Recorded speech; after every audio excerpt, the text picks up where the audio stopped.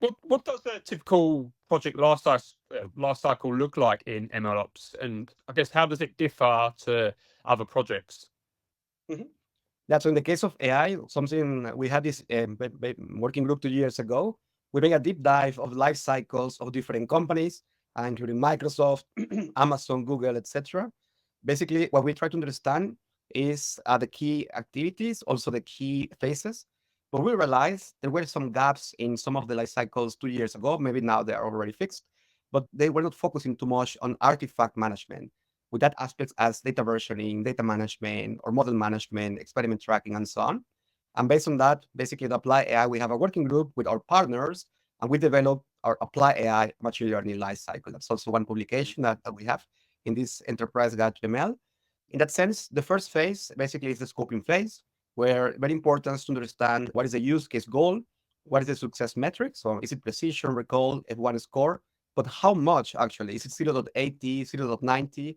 And this decision, of course, doesn't come from the data scientist, but actually comes from the domain experts. For example, if it's a doctor who's going to use the system, they are the ones who have to tell us how much is the minimum performance they need for success.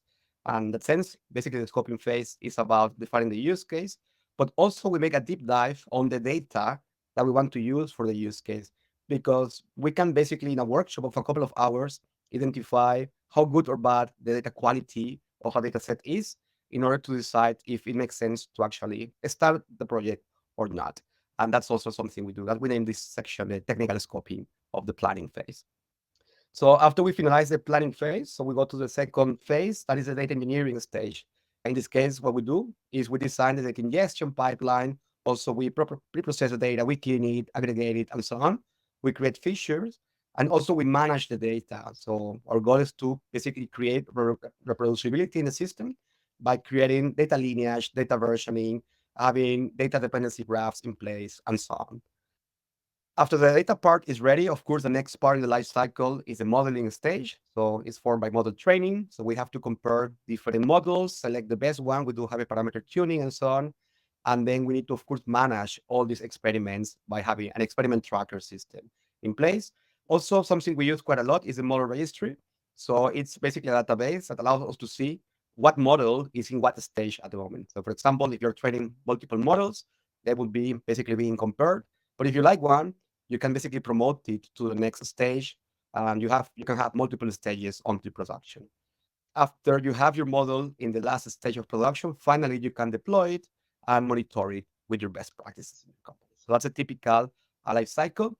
Very important. After monitoring, many companies were thinking that's the end of a project, but that's the beginning, I would say, of what probably the second half, that you have to automate anything that can go wrong and also integrate your model into the final device, if it's a car, the smartphone, etc. Mhm. So does that like to minimize risk, that second part?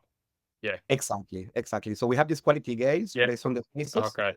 We decide actually, we have a workshop based on all the information we learn, if we persevere to the next phase, or actually we stop the project and go back to the planning phase and select the next project with the highest priority.